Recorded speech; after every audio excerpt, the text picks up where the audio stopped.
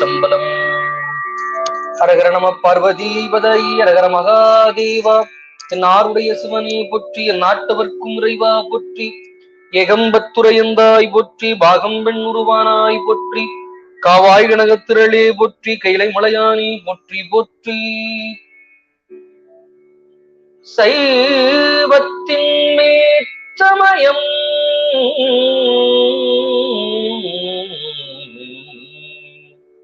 வேறு இல்லை,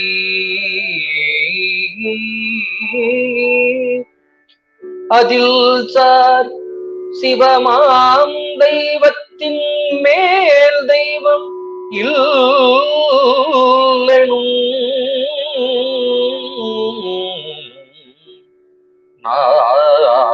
நான்மறை செம்பொருள் வாய்மை வைத்த சீர்திருத்தேவாரமும் திருவாசகமும் சீர்திருத்தேவாரமும் திருவாசகமும் உய்வை தரச் செய்த நால்வரு பொற்றாழியும் உயிர் துணையே.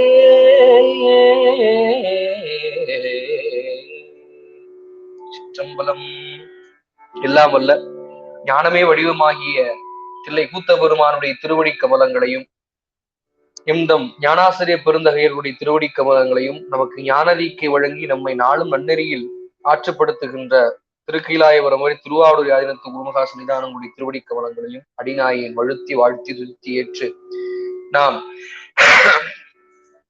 திரு விசைப்பா என்ற 9ஆம் திருமுறையாகிய ஞான நூலிலே சேந்தனார் பெருமகனார் அருளி செய்த திருவிழிமலை திருத்தலத்தில் அருளி செய்யப்பட்ட திருவிசைப்பா பஞ்சம பண்ணில் அமையப்பெற்ற ஏகநாயகனை என்ற திரு பாடலை நாம் சென்ற வகுப்பிலே ஒருவாறு நாம் சிந்தித்திருந்தோம். இதை நாம் மீண்டும் பாடி தாளமிட்டு இந்த பாடலுக்குண்டான பொருளையும் நாம் நம்முடைய அறிவுக்கிணங்க சிந்திப்போம் என்று சொல்லி வகுப்பை நாம் துவங்குகின்றோம்.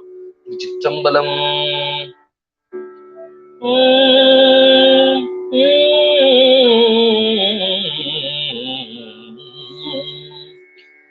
ஏகநாயகனை இமயவர்க்கரசை, ஏகநாயகனை இமயவர்க்கரசை என் உயிர்க்கமுதினை எதிரில்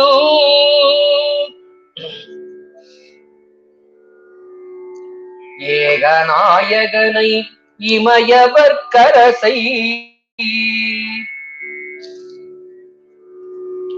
என் உயிர்க்கமுதினை எதிரில்.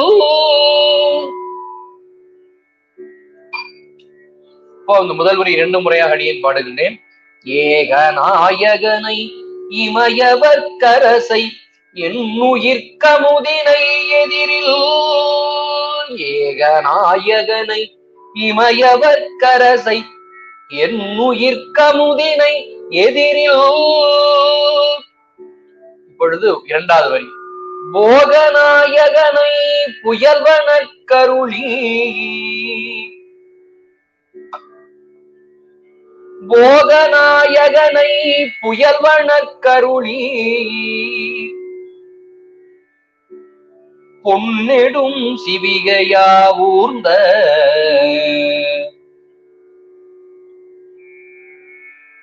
போகநாயகனை புயல்வன கருளி பொன்னெடும் சிவிகையா ஊர்ந்த.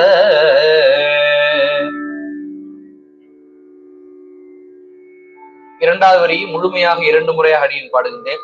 போகநாயகனை புயல்வன கருளி பொன்னெடும் சிவிகையா ஊர்ந்த, போகநாயகனை புயல்வன கருளி பொன்னெடும் சிவிகையா ஊர்ந்த. முதல் வரியும் 2வது வரியும் இணைத்து 2 முறையாக.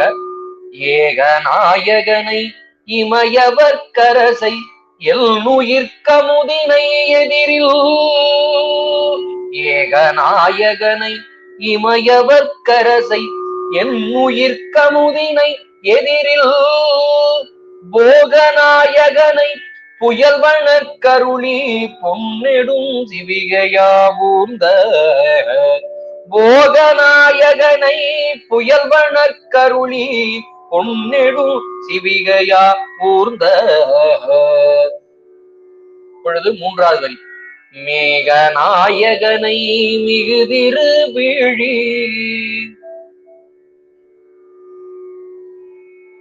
முழலை விண்ணிழிச் செழும் கோயில்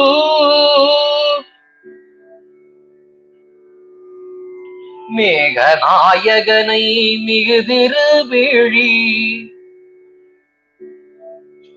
முழலை விண்ணிழிச் செழும் கோயில்.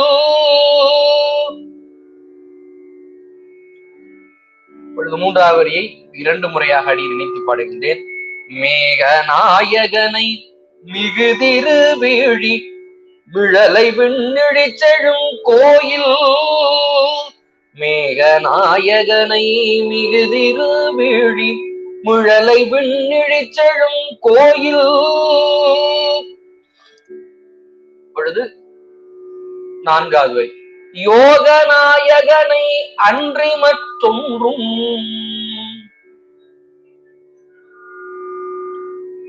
யோகநாயகனை அன்றி மற்றொன்றும் உண்டன உணர்கிலேன் ஞானே. யோகநாயகனை அன்றி மற்றொன்றும் உண்டன உணர்கிலேன் ஞானே. யோகநாயகனை அன்றி மற்றொன்றும் உண்டன உணர்கிலேன் ஞானே. யோகநாயகனை அன்றி மற்றொன்றும் உண்டன உணர்கிலேன் ஞானே. இப்பொழுது 3வது வரியும் 4வது வரியும் இணைத்து 2 முறையாக. மேகநாயகனை மிகுதிரு வீழி முழலை விண்ணிழிச் செழும் கோயில் மேகநாயகனை மிகுதிரு வீழி முழலை விண்ணிழிச் செழும் கோயில். யோகநாயகனை அன்றி மற்றொன்றும் உண்டன உணர்கிலேன் ஞானே. யோகநாயகனை அன்றி மற்றொன்றும் உண்டன உணர்கிலேன் ஞானே. இப்பொழுது பாடல் முழுவதும் ஒருவரையும் 2 முறையாக தாளமிட்டு.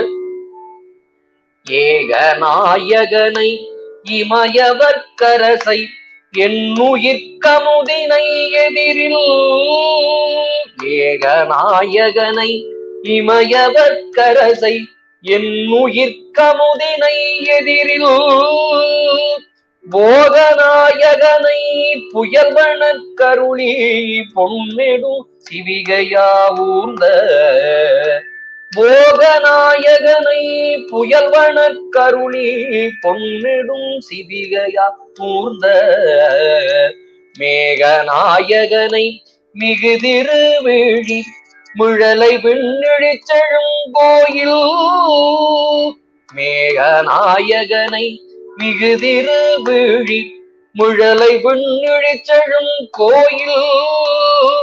யோகநாயகனை அன்றி மற்றொன்றும் உண்டன உணர்கிலேன் ஞானே. யோகநாயகனை அன்றி மற்றொன்றும் உண்டன உணர்கிலேன் ஞானே. சிற்றம்பலம். பெரியவர்களே, அற்புதமான ஒரு பாடல் இந்த திருப்பாடல். இந்த பாடலை சிந்திப்பதற்கு முன்னதாக இந்த கோயிலை பத்தி சிறிய ஒரு குறிப்பு. திருவிழிமிழலை பெருமிழலை குறும்பர்னு ஒரு நாயன்மார் இருந்தார். மிழலை அப்படிங்கிறது இந்த ஊரினுடைய நாமம். வீழிமிழலை, திருவிழிமிழலை பழைய பெயர். இன்னைக்கும் பெயர் திருவிழிமிழலை. ஸ்ரீவாஞ்சியத்துக்கு அருகாமையில் இருக்கக்கூடிய திருத்தலம். கோனேரி ராஜபுரம்ங்கிற ஒரு திருத்தலம் இதற்கு பக்கத்துல பாடல் பற்ற தலம். திருநல்லம் என்பது பழைய பெயர். இப்ப பேர் கோனேரி ராஜபுரம். உலகிலேயே பெரிய நடராஜர் எனவும் அந்த நடராஜருக்கு ரோமம், மறு, அதுக்கப்புறம் மச்சம், அப்புறம் தேம்பல் போன்றவைகள்லாம் அந்த நடராச பெருமானுடைய திருமையில் எண்ணி உண்டு. எனவே அந்த அருகாமையில் குறித்த திருவிழிமுழலை நம்முடைய திருஞான சம்பந்தருக்கும் திருநாவுக்கர சுவாமிகளுக்கும் படிக்காசு கொடுத்த திருத்தலம், பஞ்சம் நீக்கி பதிகம் பாடிய திருத்தலம். பின்னால் சுந்தரமூர்த்தி சுவாமிகள் நான்மறை கிடமாய் அந்தனர் வேள்வியுள் அப்படிங்கிற ஒரு திருப்பதிகத்தை பாடி, நாளும் நீர் தமிழ் கேட்கும் இச்சையால் நித்தல் காசு நல்கினீர் எனக்கும் அருளிதிரே என்று கேட்டு திருப்பதிகம் பாடிய திருத்தலம் மூவருக்கும் பொற்காசு கொடுத்த திருத்தலமாக விளங்குகிறது.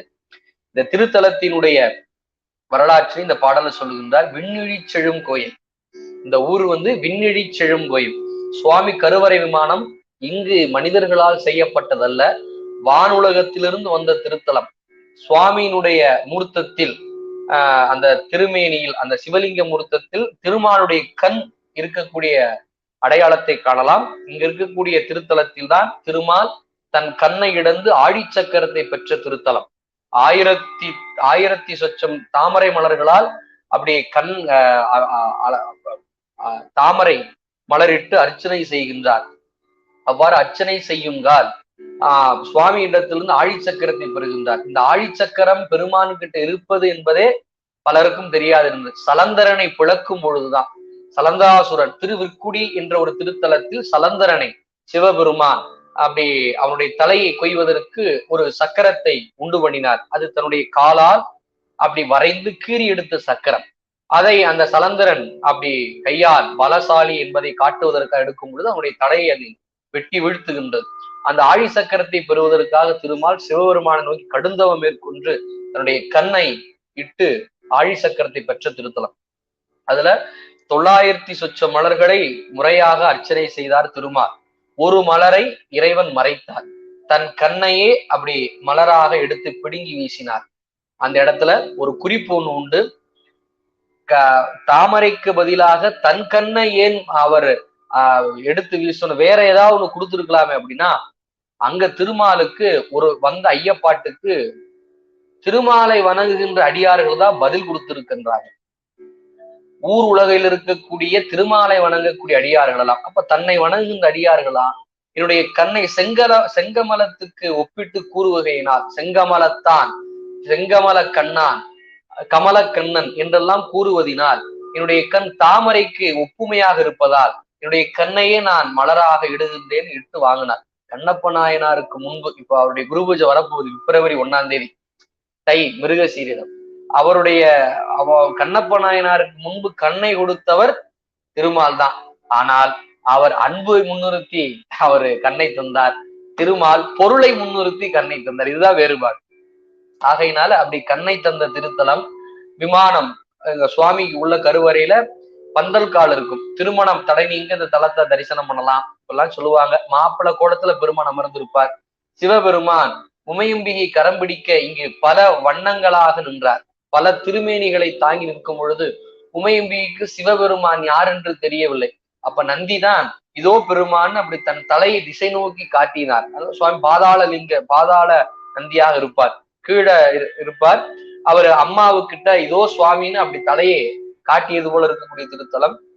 நாளும் வேதியர்கள் வேதம் சொல்ல பைங்கிள்ளைகளாகிய பசுங்கிளிகள் வேதம் பாடுகின்ற மிழலை என்று ஞானசம்பந்த பெருமானுடைய தேவாரம். இன்னைக்கும் போனா நிறைய கிளிகள் இருக்கும். நாளும் ஒரு கிளி பெருமானுடைய கருவறைக்குள்ள சிவபெருமானை வழிபாடு செய்து போகின்ற காட்சியை இன்னமும் காணலாம். சுவாமி கருவறையில ஒரு ஓட்டை இருக்கும். அற்புதமான திருத்தலம். காழிப்பாதி வீழிப்பாதி என்று சொல்லுவார்கள். சீர்காழியில ஞானசம்பந்த பெருமான் பாடின பதிகம் 90 பதிகம் உண்டு, 900 பாட்டு. அதற்கடுத்து அவர் அதிகமாக பாடிய திருத்தலம் திருவிழிமிழலைங்கிற திருத்தலத்துக்கு தேவாரம் என்று பெரியோர்கள் கணக்கிடுவார்கள். தில்லையில 3000 அந்தணர்கள் போல திருவிழிமிழலையில் 500 அந்தணர்கள் என்கின்ற அந்த குறிப்பை இந்த பதிகத்திலேயே நம்ம காட்டுகின்றார் ஆசிரியர். ஆகையினால அப்படி ஒரு காலத்துல மிகப்பெரிய ஒரு சிட்டி நகரமாக இருந்த திருத்தலம்.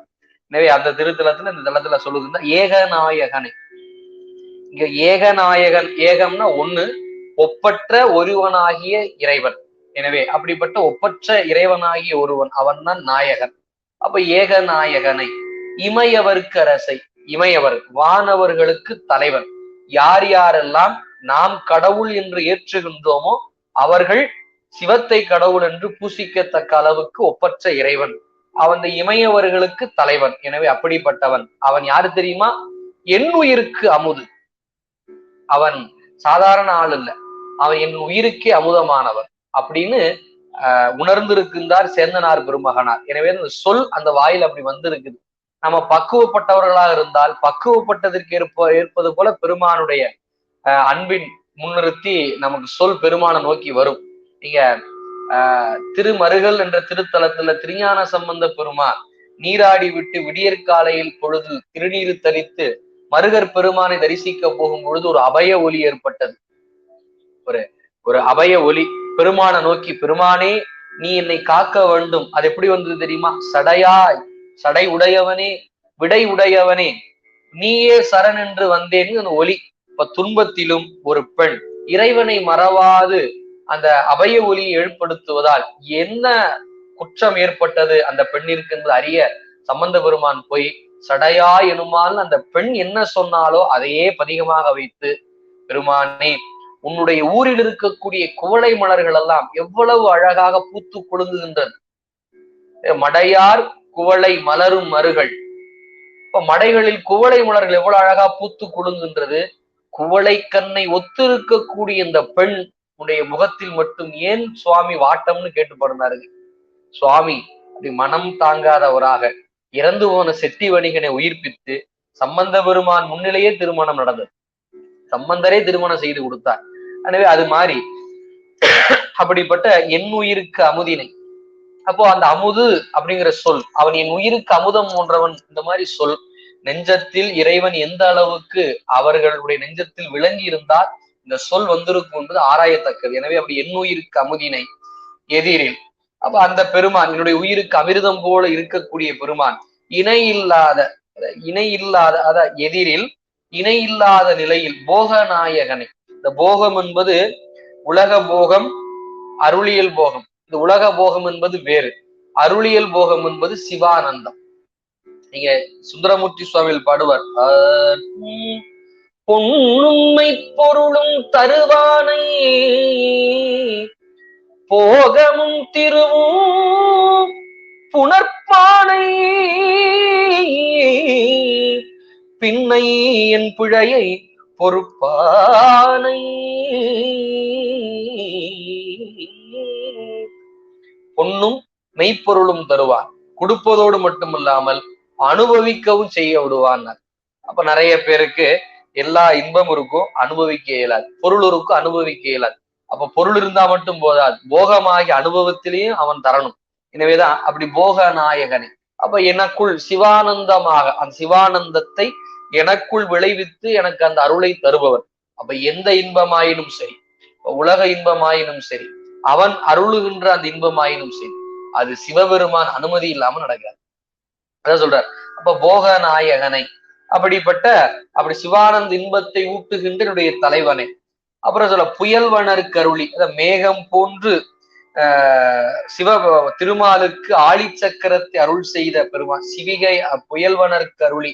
இந்த புயல்வனர் அப்படிங்கிறது மேகத்தை ஒத்த அந்த நிறத்தை உடைய அந்த திருமாலுக்கு, கருநீல வண்ணமுடைய திருமாலுக்கு அருளாகிய அந்த ஆழி சக்கரத்தை அருளி என் பொன்னெடும் சிவிகையா ஊர்ந்து. இந்த பொன்னெடும் அப்படிங்கிறது அந்த திருமாலையே பொன்னால் ஆகிய நீண்ட சிவிகையாக கொண்டு பெருமான் ஏறி வருகின்ற அந்த தன்மை. நீங்க எனக்கு ஆசிரியர் சொன்னதாக நினைவு, ஆனா அது எந்த நூலும் எனக்கு நினைவுக்கு வரல. சிவபெருமான் திருமாலையே சிவிகையாக கொண்டு ஏறி வருவார். சுவாமி உற்சவ காலங்களில் புறப்பட்டு வெளியில வரும் பொழுது திருமாலையே விடையாக மாறி ஏறி வருவார் அப்படிங்கிற ஒரு குறிப்பை நான் ஆசிரியர் சொல்ல அடியேன் கேட்டு இருக்கின்றேன். அதோடைய தெளிவு தெரியாமல் நான் அதை சொல்லக்கூடாது, ஆசிரியர் சொல்லி கேட்டிருக்கேன். எனவே அப்ப திருமாலையே இறைவன் அப்படி சிவிகையாக கொண்டு ஊறி ஏறி வருகின்றான். எனவே அப்படிப்பட்ட அந்த அந்த சிவிகையா ஊர்ந்த மேக நாயகனை, அப்படி மேகம் போன்ற கைமாறு கருதாத தலைவன். ஏன் மேகத்தை கைமாறு மேகத்தை சிவபெருமானுக்கு ஒப்பிடுகின்றார் என்றால், அது மேகம் எல்லா இடத்திலுமே தன்னுடைய பயனாகிய மழையை தரும். இது இங்க பாம்பு இருக்கு, இங்க பல்லி இருக்கு, இங்க அது இருக்கு அப்படிலாம் அல்ல, எல்லா இடத்திலுமே அந்த மழையை தரும். நீங்க இந்த குறிப்பை திரு அண்ட பகுதியிலே என்னுடைய மணிவாசக பெருமான் காட்டி நிறுத்துவார். அப்படி பெருவெள்ளம் என்று அது சொல்லுவார். அப்படி அந்த பெருவெள்ளம், அருள் என்ற பெருவெள்ளத்தின் தன்மையிலே அந்த பேய்த்தேர் என்று சொல்லப்படுகின்ற அந்த காணல் நீரை உண்மை நீராக கருதிய வாயகந்திருக்கக்கூடிய மான் கூட்டங்கள் எல்லாம் காணல் நீரை நன்னீராக கருதி உண்ண பருக வரும். அப்ப அது காணல் நீர் என்று அறிந்ததுக்கு அப்புறம் ஏமாந்து போகும். அப்படி ஏமாந்த நிலையில இறைவனுடைய அருள் வெள்ள நீர் அவர்களுக்கு அருளை கொடுக்கும் என்பது போல அது மாற்று சமயத்தை காட்டுவார். எனவே அப்படிப்பட்ட மேகநாயகனை மிகு திருவேழிமிழலை விண்ணிழி செழும் கோயில், அப்படிப்பட்ட அந்த திருவேழிமிழலை என்ற விண்ணிழி செழும் கோயில், அங்கிருந்து வந்த இது மாதிரி நிறைய தலம் உண்டு. திருமழப்பாடின்னு ஒரு தலம், நம்முடைய சுந்தரமூர்த்தி சுவாமிகள் இந்த திருத்தலத்துக்கு சென்று ஒரு பதிகம் பாடினார். பொன்னார் மேனியனே புலி தோலை அரை கசைத்து அந்த பதிகம். அந்த பதிகத்தை ஞான திருமழபாடி திருத்தலத்துல தான் பாடியிருக்கார். அந்த திருத்தலத்துக்குரிய கருவறை மூர்த்தி சிவபெருமான் பிரம்மலோகத்திலிருந்து வந்த மூர்த்தி. ஆவுடையார்ல பிளவு ஏற்படும், அங்கிருந்து கீழே விழுந்தார். பிரம்மன் தவறாக பூசனை செய்ததால் அங்க இருக்க முடியாத பெருமான் விரும்பாது இங்க வந்ததாக அந்த தலபுராண செய்தி ஒண்ணு உண்டு. அது மாதிரி நிறைய உண்டு. எனவே அப்படி மிழலை விண்வெளி செழும் கோயில் யோகநாயகனை, இந்த யோகநாயகன் என்பது அந்த யோகம் என்று சொல்லப்படுகின்ற தன்மைக்கு தலைவன். அப்ப சிவயோகங்களுக்கு தலைவன். அப்ப எத்தனையோ யோகங்கள் இருக்கு. நீங்க யோகம் என்று சொல்ல வரும் பொழுது நிறைய பேர் இன்னைக்கு யோகா கிளாஸ்ல அப்படின்னு நிறைய மடங்கள்ல புதுசு புதுசா நிறைய பேர் ஆரம்பிச்சு செய்வாங்க. ஆனா நம்முடைய திருமடங்கள் ஏன் அதை முன்னிறுத்தவில்லை என்றால் அது ஒரு காரணம் ஒண்ணு உண்டு. சரியை கிரியை ஆகிய நிலையில நிற்காமல் ஆன்மா யோகத்துல நிற்காது. அப்ப நாங்கள வெளியில போய் யோகா கிளாஸுக்கு போய் சரியாக நிற்கிறோமே அப்படின்னா அது புலன்மயக்கமே இன்றி உயிருக்கு வருகின்ற இன்பம் அல்ல. அப்ப அந்த புலன்மயக்கம் என்பது அந்த இடத்துலதான் நிற்குமே தவிர வேற இடத்துக்கு அது மாறிதான் நிற்கும். அப்போ அனைவதான் சரியை கிரியையில் நிற்காமல் யோக நெறிக்கு உயிர் தகுதி பெறாது. அப்போ சிலருக்கு அது வருதுன்னா அது முன்பு செய்த தொடர்ச்சியின் காரணமாகவோ அல்லது முன்பே சரியகிரியினுடைய முற்றின் காரணமாகவோ யோகம் அவர்களுக்கு கைகூடி நிற்கும். ஆனா ஏனையோர்களுக்கு அப்படி நிற்காது. ஆகையினாலதான் திருமடங்கள் முதல்ல தொண்டு செய்தல் வேண்டும், முதல்ல சமய விசேட தீக்கைகளை செய்து அது படிநிலையில மேலே ஏற வேண்டும் நிலையிலையோட நிற்கிறாங்க. ஆகையினால அப்படிப்பட்ட அந்த நிலை சிவயோகங்களுக்கு தலைவனாகிய பெருமான் அந்த சிவயோகத்தை நமக்கு தந்த முதல் அருளாளர் திருமூலர் தான். இன்னைக்கு நிறைய இடங்கள்ல வேற வேற வகையான யோகங்கள், பதஞ்சலியினுடைய யோகம் இருக்கு, திருமூலருடைய யோகம் அதிகமா யாரும் சொல்லித்தர இயலவில்லை. ஏனென்றால் அது உயர்ந்த யோகம். எனவே அது படிநிலையில தான் கைவரப்படும். எனவே அப்படி சிவயோகங்களுக்கு தலைவனாக இருப்பவன் அவன் யாரு தெரியுமா? அவனை தவிர நான் எதையும் சிந்தியாது நிற்கின்றேன் என்று காட்டுகின்றான். அப்ப அவனை தன்றி வேறு ஒரு பொருள் உண்டு என்று நான் உணரவில்லைன்னார். அறிவது என்பது வேறு, உணர்வது என்பது வேறு. அதனாலதான் நம்முடைய சேக்கிழா பெருமான் உலகெலாம்ங்கிற முதல் பாட்டுல உணர்ந்து ஓதற்கரியவனார். ஓதி உணர்தல் என்பதற்கும் உணர்ந்து ஓதுவதற்கும் வேறுபாடு உண்டு. ஓதி அப்புறமா உணர்ந்தோம்னா அறிவு பிறக்கும். நான் படிக்கிறேன், படிக்க படிக்க படிக்க படிக்க சிவத்தை நான் அறிந்து கொள்கிறேன்னா அது அறிவு வளர்ச்சி. அப்புறம் அது வளர்ந்ததுக்கு அப்புறம் உணர்வு வரும். உணர்ந்ததுக்கு அப்புறம் நம்ம சிவையன்னு சொன்னோம்னா கண்ணுல கண்ணீர் வரும். அப்போ உணர்ந்து ஓதுவதற்கும் ஓதி உணர்வதற்கும் இதான் வேறுபாடு. அப்ப அறிவு வரும், அறிவு தான் பின்னால உணர்வா மாறும். அப்ப எவ்வளவு அறிவு வந்திருந்தால் உணர்வு ஏற்படும் என்றால் அதான் சொல்றாரு. நீங்க தொடர்ந்து நீங்க கந்த புராணம் முழுமையா கேட்டா, பெரிய புராணம் முழுமையா கேட்டா, திருவிழா புராணம் முழுமையா கேட்டா அப்புறம் தாங்க கண்ணுல தண்ணியே வர ஆரம்பிக்கும் ஒரு சொட்டு. அப்போ எவ்வளவு காலம் ஏற்படுது பாருங்க. ஒரு ஆன்மா பெருமான நோக்கி அப்படி ஒரு சொட்டு கண்ணீரை வெளியே ஏற்படுத்தி விடுவதற்கு, அந்த உணர்வு வர்றதுக்கு எவ்வளவு நாட்கள் நமக்கு கெடுபிடிக்குது அப்படின்னா, இப்ப 24 மணி நேரமும் 24x7 அப்படின்னு போடுறாங்களே, அது மாதிரி வாரத்துல 7 நாள் 24 மணி நேரமும் சிவபெருமானையே சிந்திக்கின்றேன் அப்படின்னா எந்த அளவுக்கு நெஞ்சத்துல பெருமான் குடி கொண்டிருந்தா இந்த சொல் அடியவருடைய நாவிலிருந்து வரும். அதான் சொல்ல உள்ளம் குளிர எண்கண் குளிர்ந்தனவே அப்படின்னு பின்னாலேயும் சொல்லுவார். முன்னால உண்டன உணர்கிலேன் ஞானே.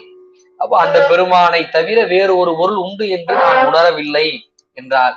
அப்ப இவங்கெல்லாம் யாரு என்று கேட்டீங்கன்னா இவங்கெல்லாம் இவங்கெல்லாம் சீவன் முக்தர்கள் அப்படிங்கிற நிலையில நின்றவர்கள்.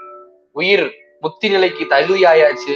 இறைவனுடைய பணித்தலின் காரணமாக அவங்க இந்த மண்ணுலகத்துல வாழ்ந்தாங்க. எனவே அப்படிப்பட்ட நிலையில இப்ப 2வது பாடல் கற்றவர் விழுங்கும் என்று சொல்லப்படுகின்ற திருப்பாடல்.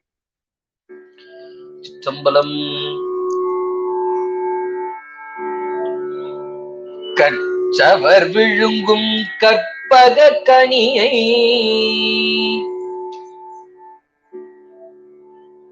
கரையிலா கருணை மாக்கடலை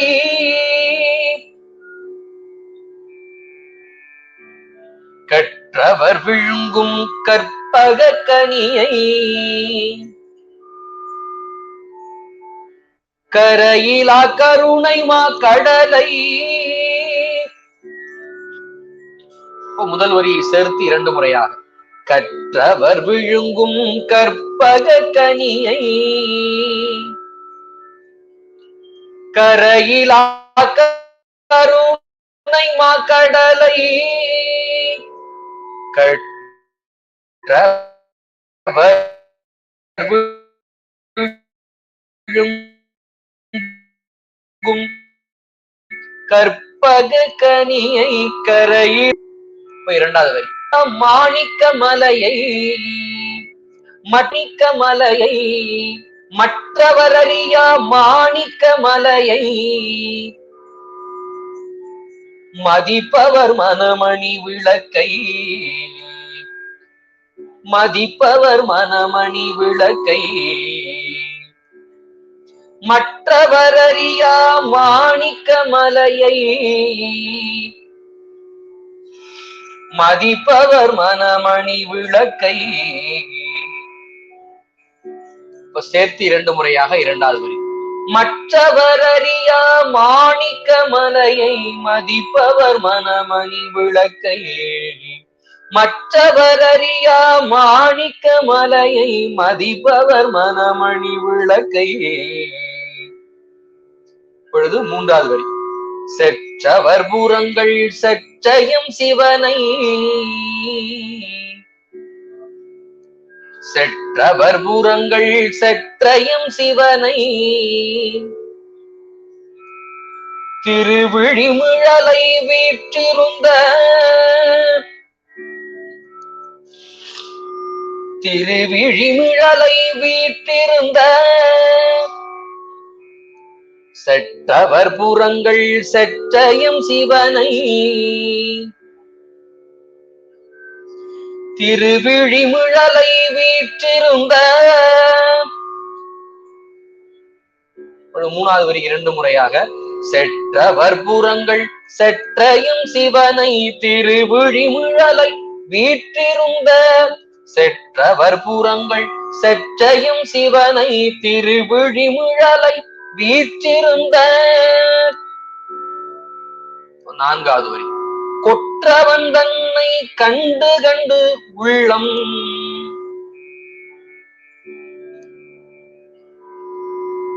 கொற்றவன் தன்னை கண்டு கண்டுள்ளம் குளிர எங்கண் குளிர்ந்தனவே குளிர எங்கண் குளிர்ந்தனவே. கொற்றவன் தன்னை கண்டு கண்டுள்ளம்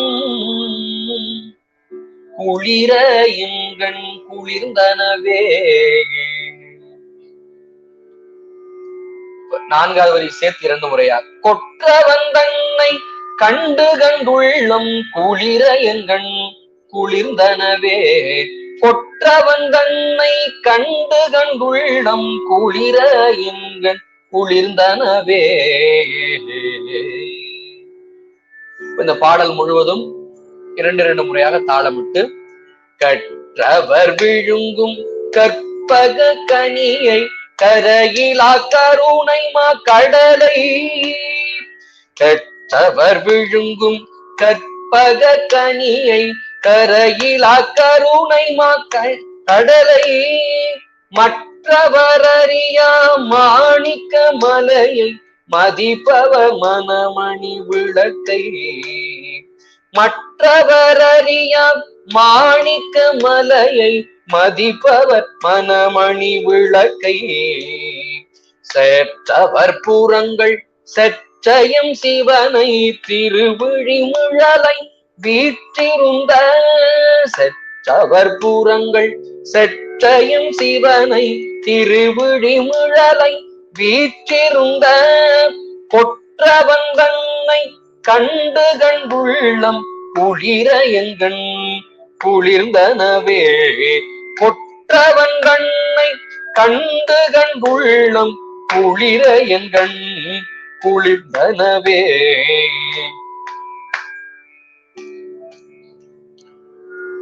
இந்த பாடல். எனவே இந்த பாடலுடைய விளக்கம், கற்றவர் விழுங்கும் கற்பக கனி.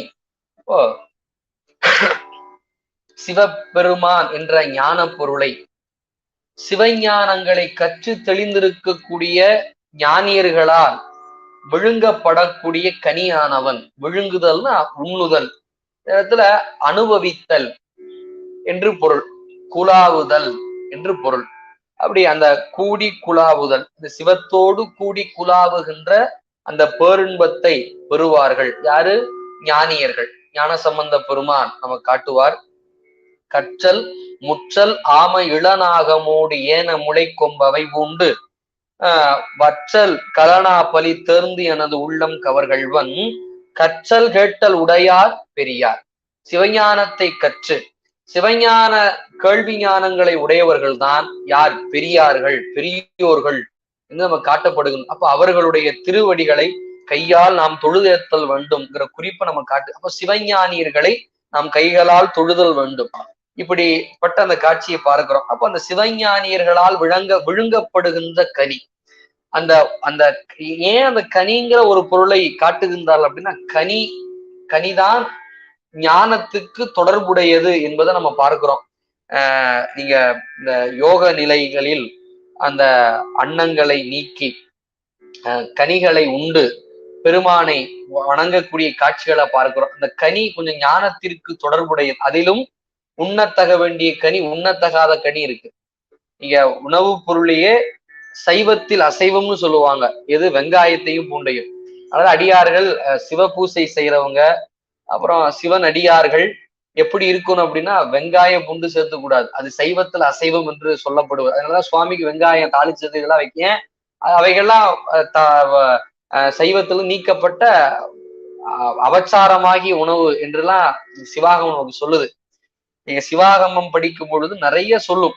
அப்படி அது படிநிலையில தான் வரும். அதை படிக்கும் பொழுது அது ஒரு புறம் இருக்கட்டும். இந்த கனி அப்படின்னா, நீங்க இலக்கணம், நீங்க தமிழ்ல கனி அப்படின்னாலே அது ஒரு சில பழங்களை தான் சிறப்பாக குறிக்கும். முதல்ல கனி அப்படின்னா மாங்கனி, அது இல்லை அப்படின்னா நெல்லிக்கனி, இல்லைன்னா எலுமிச்சங்கனி. இதுதான் கனிங்கிற சொல்லாலே குறிக்கப்படக்கூடிய பழங்களாக சொல்லப்படுவது. நீங்க திருவிளையாடற் புராணம் போன்ற புராணங்கள் கூட நாரத மாமுனிவர் எங்கும் இல்லாத கனி ஆகிய ஞானப்பழத்தை மாங்கனியில சுட்டி காட்டுவார். அப்ப கனி என்றால் அது எலுமிச்சை பழம் அல்லது நெல்லிக்கனி அல்லது மாங்கனி, இப்படிதான் குறிப்பிடப்படும் கனி வகைகள்ல. இது நம்ம இலக்கியங்கள்ல பார்க்கிறோம். இதுல என்ன ஒரு சிறப்பு அப்படின்னா, எங்க ஆசிரியர் எங்களுக்கு சொல்லி கொடுத்தது, இந்த எலுமிச்ச பழத்துக்கு அது காரண பெயர், அதுக்கு கனி அப்படின்னு தான் பெயர். ஆனா அது இந்த எலுமிச்சை பழம் அப்படிங்கிற சொல்ல இலக்கியங்கள் எங்கேயும் அடியன் வரை கண்டது கிடையாது. அடியன் கொஞ்சம் கொஞ்சம் இலக்கியங்கள்லாம் அந்த புத்தகங்கள் எடுத்து படிப்பதும் ஆசிரியர்கிட்ட சந்தேகங்கள் கேட்பதுமா இருக்கும்போது எலுமிச்சை பழம் அப்படிங்கிற குறிப்பை அடியன் இங்கு கண்டதில்லை. அப்புறம் ஏன் இந்த பெயர் எலுமிச்சை பழம்னு ஏன் வந்தது அப்படின்னு பார்க்கும் பொழுது எங்க ஆசிரியர் எங்களுக்கு சொன்னார். அந்த காலத்துல ஒரு தட்டுல பழங்களை வைத்தாங்க, கனி வகைகளை வைத்தாங்க அப்படின்னா, இப்ப நீங்க பொதுவாவே எந்த தட்டுல எந்த பழத்தை வச்சாலும் இந்த எலி என்ன செய்யும் அப்படின்னா, ரேட் எலி எல்லா பழத்தையும் சாப்பிடும், இந்த எலுமிச்சை பழத்தை மட்டும் சாப்பிடாது. அது புளிப்பு, அதுக்கு தெரியும், நுகர்ந்ததுலே இது சாப்பிடப்படும். எலி மிச்சம் வச்சதுனால இதுக்கு எலிமிச்ச பழம்னு பேரா. எப்படி பாருங்க காரணம் பேர். எலி மிச்சம் வைக்கிறதுனால இதுக்கு எலிமிச்ச பழம், 4 காலு 4 காலி அப்படிலாம் சொல்லுவது போல காரண பெயர். தமிழ் இலக்கணத்துல காரண பெயர், இடுகுறி பெயர், காரண இடுகுறி பெயர் எல்லாம் சொல்லுவாங்க. காரண பெயர். இப்ப எலி மிச்ச வைப்பதுனால இதுக்கு எலிமிச்ச பழம் அப்படின்னு பெயர். எலிமிச்ச வைக்கிற பழம்ப்பா, எலிமிச்ச வச்ச பழம் அப்படின்னு சொல்லி எலுமிச்ச பழம்னு அந்த குறிப்பை நம்ம பார்க்கிறோம். அது மாதிரி இப்ப கனி என்றாலே அது சில பழங்களைத்தான் குறிக்கப்படும். நீங்க நெல்லிக்கணக்கு எனக்கு ஆயினை அப்படின்பாரு மணிவாசக பெருமான். அப்ப இவைகளெல்லாம் ஞானத்தை தரக்கூடியது. எனவே அப்படிப்பட்ட கற்பக கனி. அப்ப கற்பக மரத்திலிருந்து வருகின்ற கற்பக கனி. அப்ப தேவ உலகங்களில் கற்பக விருட்சம் என்று சொல்லப்படுகின்ற மரம் அது பார்க்கடலிலிருந்து வந்தது. அபூர்வ பொருளை பூரா தட்டிட்டு போயிட்டாங்க ஒருத்தவங்க. லட்சுமி வந்தாங்க, திருமால் அழைத்துட்டு போயிட்டாங்க.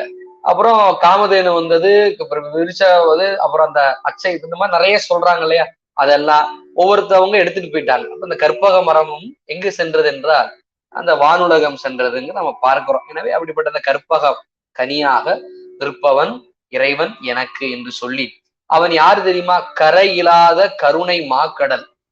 கரை இல்லாத கருணை மாக்கடல். அப்ப கரை இல்லாத கடல். அப்ப கடலுக்கு கரை தென்படுமான தென்படாது. அப்ப கடல் போல் இருக்கக்கூடிய ஏரி சொல்லுவாங்க. அப்ப கரை தென்படப்படாத ஏரி. அப்ப இக்கரையிலிருந்து அந்த கரையை காண இயலாது. எனவே அந்த கடல் என்று உவமிப்பது போல, அப்ப கரையிலா கருணை மாக்கடல். அப்ப கடல் எப்படி இருக்குமோ அது மாதிரி அவனுடைய கருணை கரை இல்லாதது, முடிவு இல்லாதது. இங்க இருக்குப்பா, அதோட நிக்குதுப்பா அப்படி சொல்லி காட்ட முடியாத அளவுக்கு சிவபெருமானுடைய கருணை கடல் போன்றது என்று காட்டார். ஞான சாத்திரம் படித்தாதான் நமக்கு இது விளங்கி நிற்கும். அப்படி கருணை மாக்கடலை அவன் யாரு தெரியுமா? மற்றவர் அறியா மாணிக்க மலை. ஏங்க, மலை யாருக்கா தெரியாம இருக்குமா? அதுவும் மாணிக்க மலை, மாணிக்கம்ங்கிற கல், அது ஜொலிப்பா இருக்கும்.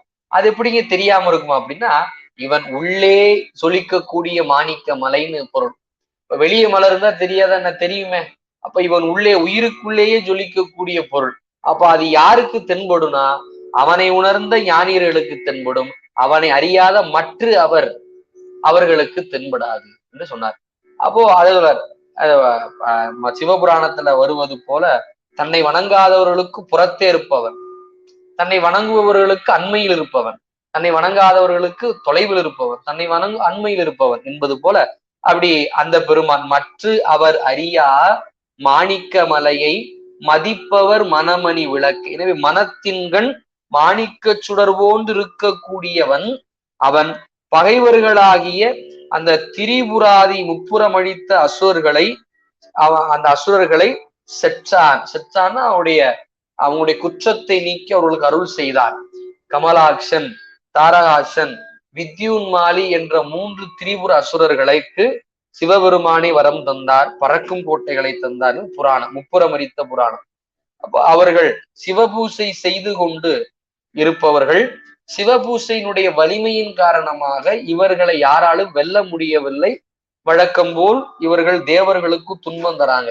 இந்த சிவபூசை நிக்கலை என்றால் நாம் அவர்களை வெல்ல இயலாது. எனவே இந்த 3 அசுரர்களையும் நாம் வெல்வதற்கு சிவபூசை தான் காரணமாக தடையாக இருக்கின்றது. எனவே இந்த 3 பேரும் சிவபூஜை செய்யக்கூடாது.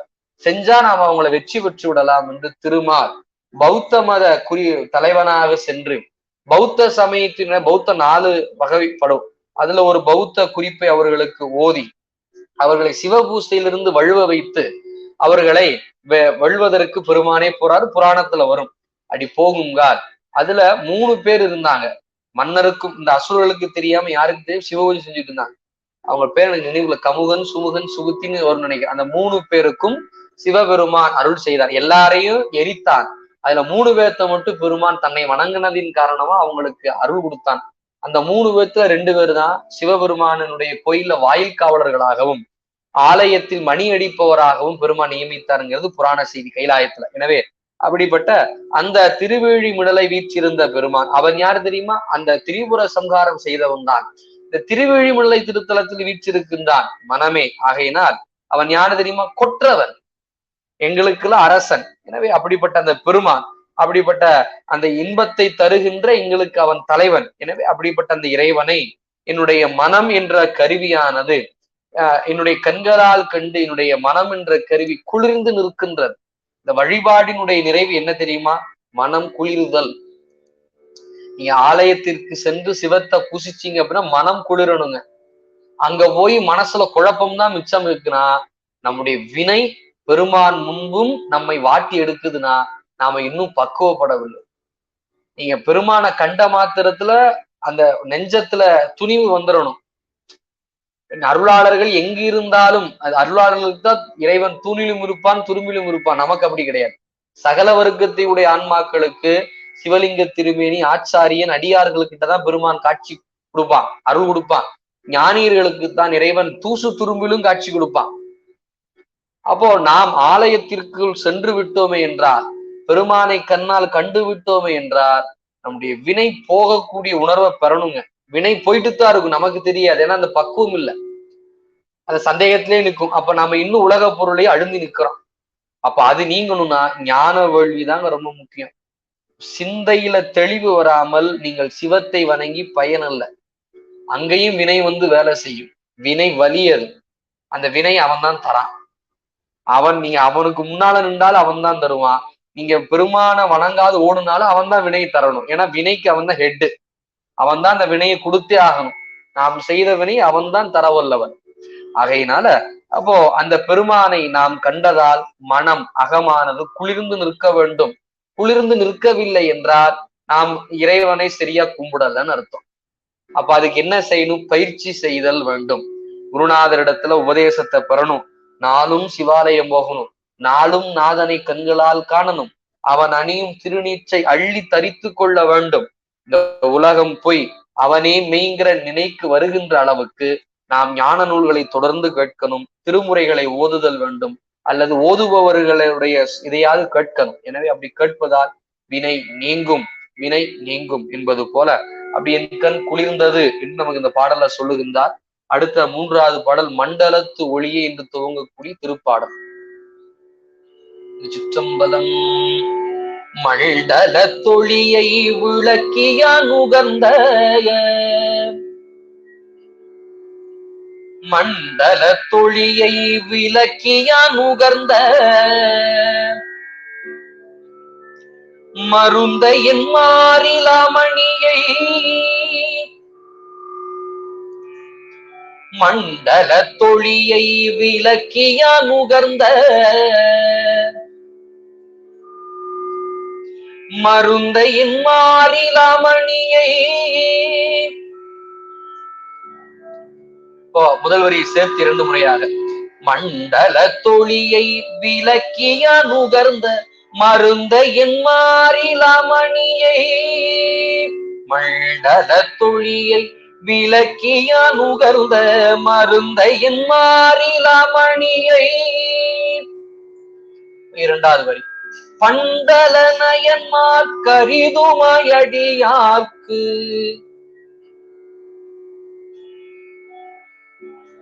பண்டலரையன்மார் கரிதுமயடியார்க்கு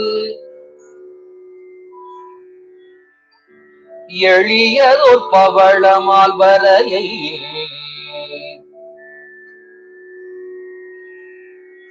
எளியதோர் பவளமால் வரையை. பண்டலனயன்மார் கரிதுமயடியார் கெளியதோர் பவளமால் வரையை. பண்டலனயன்மார் கரிதும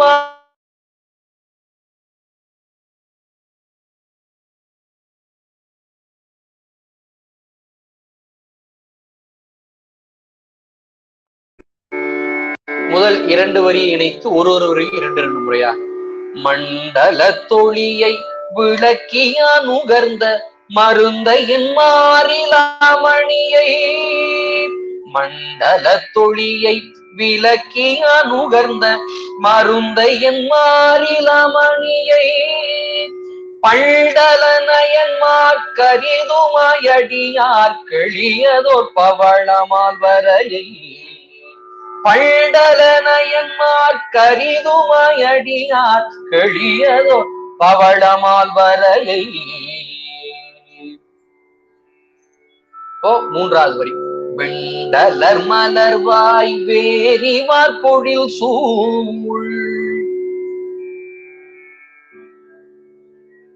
வெண்டலர் மலர்வாய் வேரிவார் பொழில் சூழ்.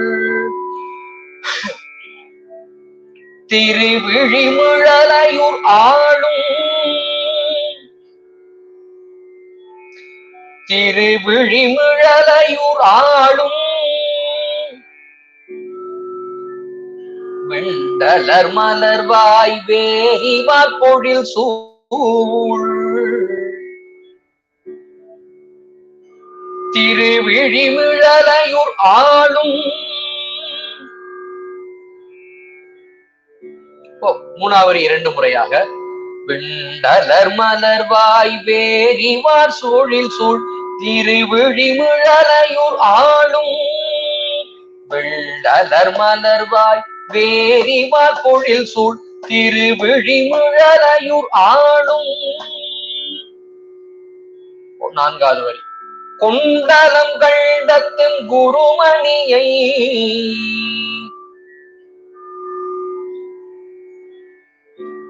கொண்டலம் கண்டத்தையும் குருமணியை குருகவல் வினை குருகாவே கொண்டலங்கண்ட தெங்குருமணியை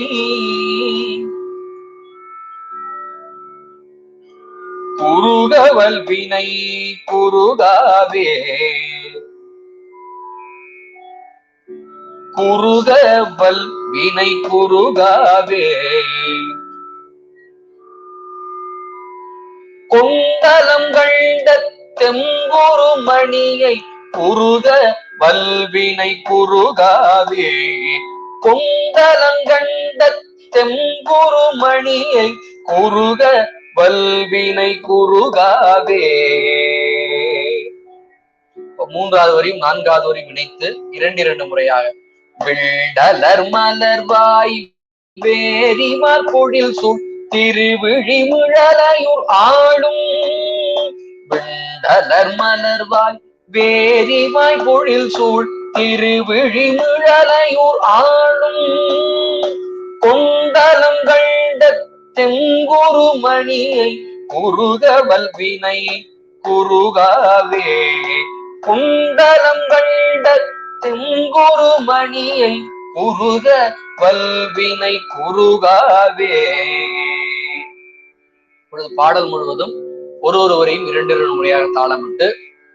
மண்டல தொழியை விலக்கியான் நுகர்ந்த மருந்தை என் மாறிலாமணியை மண்டல தொழியை விலக்கியான் நுகர்ந்த மருந்தை என் மாறிலாமணியை பண்டலரையன் மாக்கரிதுமாயடியார் கழியதோர் பவளமால் வரையை பண்டலனயன் மாக்கரிதுமாயடியார் கழியதோர் பவளமால் வரையை விண்டலர் மலர்வாய் வேரிவார் பொழில் சூழ் திருவிழிமிழலையூர் ஆளும் விண்டலர் மலர்வாய் வேரிவார் பொழில் சூழ் திருவிழிமிழலையூர் ஆளும் கொண்டலம் கண்ட தெங்குருமணியை குருக வல்வினை குருகாவே கொண்டலம் கண்ட தெங்குருமணியை குருக வல்வினை குருகாவே. இந்த பாடலிலே அருளாளர் சேந்தனார் பெருமகனார் மண்டலத்து ஒளியை விளக்கியா நுகர்ந்த மருந்தை. இந்த இடத்துல மண்டலத்து ஒளி என்பது உலக பற்றை காட்டப்படுவது. மண்டலம் என்பது உலகமும், ஈண்டு ஒளி என்பது பற்று பாசத்தை காட்ட வல்லது. எனவே அப்படி மண்டலத்து ஒளியை, இப்ப இந்த உலகம் ஒளி பொருள், மாயை ஒரு ஒளி பொருள், சித்தாந்தத்துல படித்த அது பாசப்பொருள். எனவே அப்படி மண்டலத்து ஒளியை விலக்கியா நுகர்ந்த, அவை விடுத்து சிவபெருமான் என்ற மெய்ப்பொருளை நுகர்ந்த. நுகர்தல் அப்படின்பது இறைவனை உணர்தல், அப்படி ஈண்டு வணங்குதல், தொழுதல், அவனே கண்டல். இந்த நுகர்ந்த மருந்தை மருந்து என்று நம்ம பார்க்கிறோம். சிவபெருமான் பல திருத்தலங்களுள்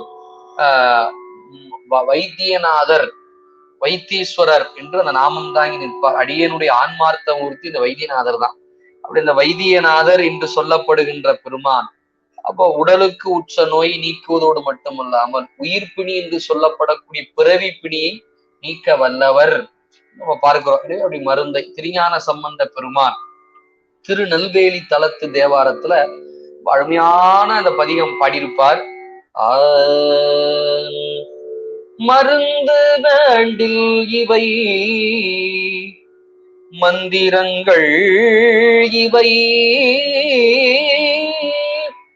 புரிந்து கற்க செய்யப்படும் புண்ணியங்கள் இவை.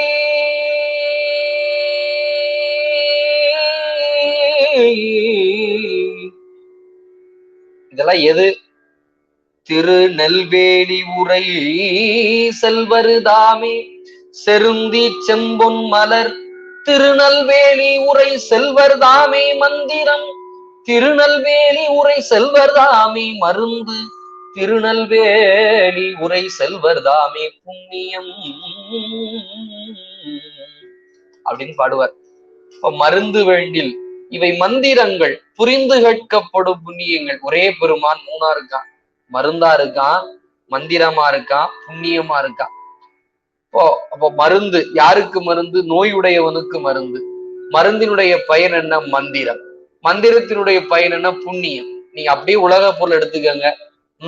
நோய்க்கு மருந்து, மருந்தினுடைய பெயர் மந்திரம். பொதுவா பனாசின் நோவாசின்னு சொல்றோம் பாத்தீங்களா, அது மருந்து, மருந்தினுடைய பெயர். அப்ப அது என்ன? புண்ணியம். அப்படின்னா மற்றவர்களுக்கு நோய் ஏற்பட்டா இந்த மருந்தை சொல்லி கடையில வாங்கி அவனுக்கு நோய் சரியா போயிடும். அது மாதிரி இப்ப நாம் நோயில இருக்கோம், விடுபட்டு வந்துட்டோம். இது சிவபெருமான்கிற மருந்த பருகி விடுபட்டு வந்துட்டோம்.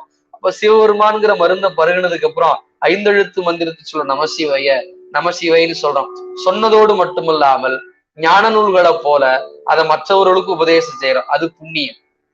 மூணுமே அவன் தான். மருந்தும் அவன் தான், மந்திரமும் அவன் தான், புண்ணியமும் அவன் தான். சொல்றார், நுகர்ந்த மருந்தை என் மாறிலா மணியே.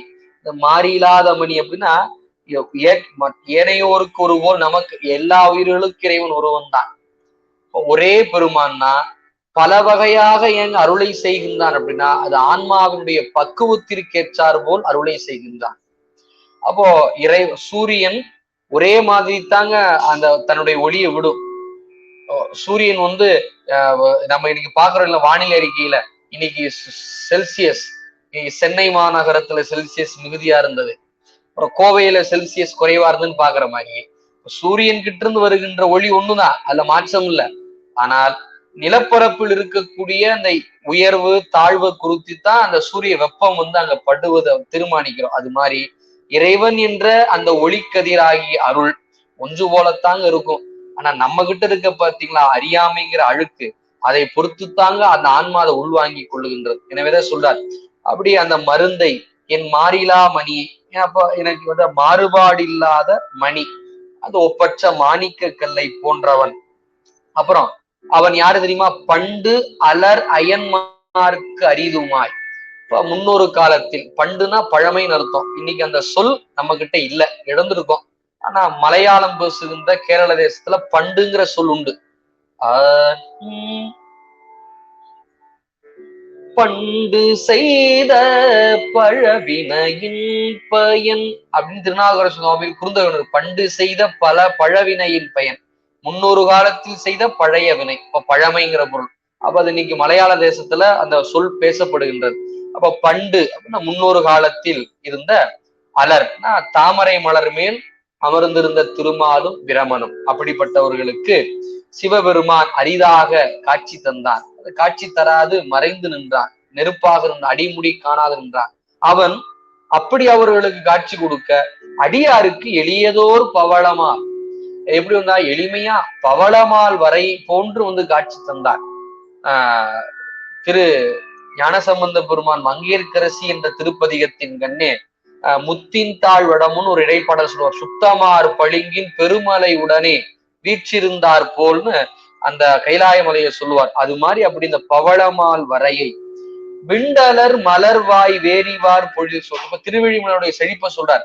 விண்டலர் நல்ல மலர்ந்திருக்கக்கூடிய இதழ்கள் விரிந்திருக்கக்கூடிய தேன்கள் அப்படி ஒழுகுகின்ற, இப்ப வேரிவாய்னா தேன்கள் ஒழுகுகின்ற பொழில்கள் சூழ்ந்திருக்கக்கூடிய திருவேழிமிழலை என்ற ஊர்.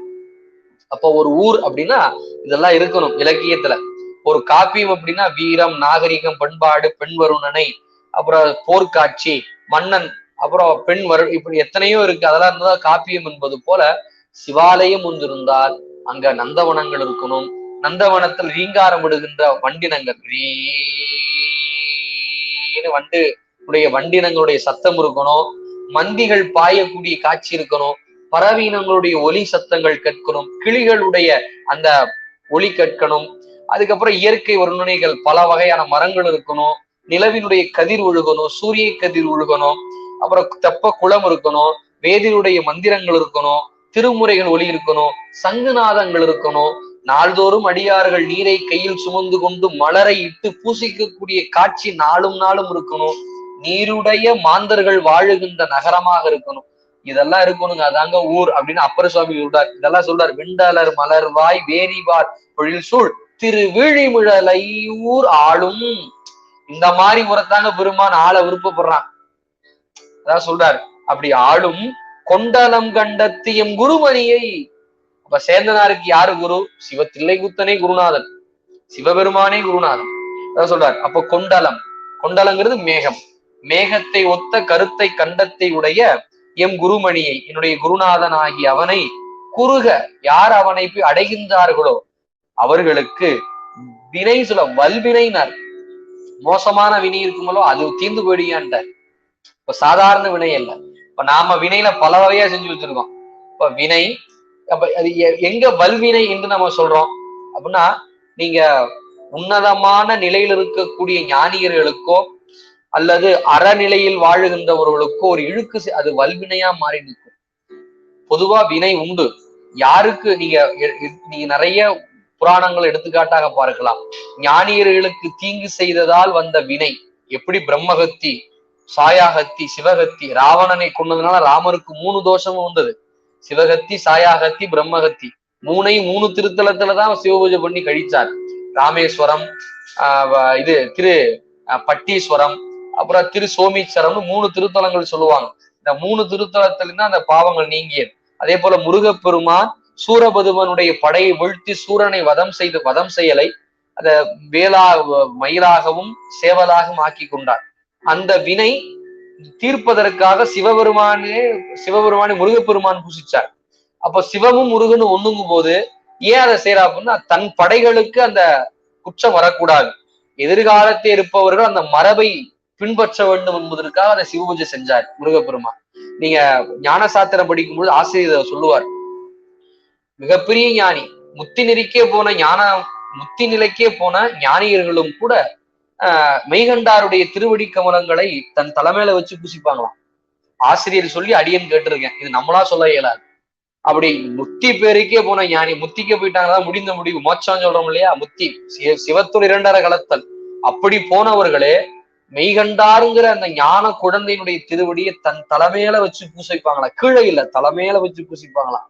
அப்படிப்பட்ட மெய்கண்ட தேவ நாயனார் விநாயகர் காப்புச்செயில் பாடி இந்த பாடலார் கல்லால் நிழல்மலை வில்லார் அருளிய பொல்லார் இணைமலர் நல்லார் போன இந்த பாடல் துவங்கும் 2 வரியில. அதை சொல்லித்தான் அந்த அந்த காப்பை சொல்லித்தான் சூத்திரத்தை பாடுறார். அப்ப ஆசிரியர் சொல்லுவாங்க, ஏங்க இவ்வளவு உயர்ந்த மெய்கண்டார் விநாயகர் காப்ப சொன்னாதான் அவருக்கு இங்க சிவஞானம் கிடைக்குமா? அப்படி அல்ல, பின்னே வரக்கூடியவர்கள் இந்த மரபை விட்டு விடக்கூடாது என்பதற்காக ஒரு பாடினார். ஒரு அரிய ஒரு குறிப்பை தந்தாங்க ஆசிரியர் பெருந்தகைகளா.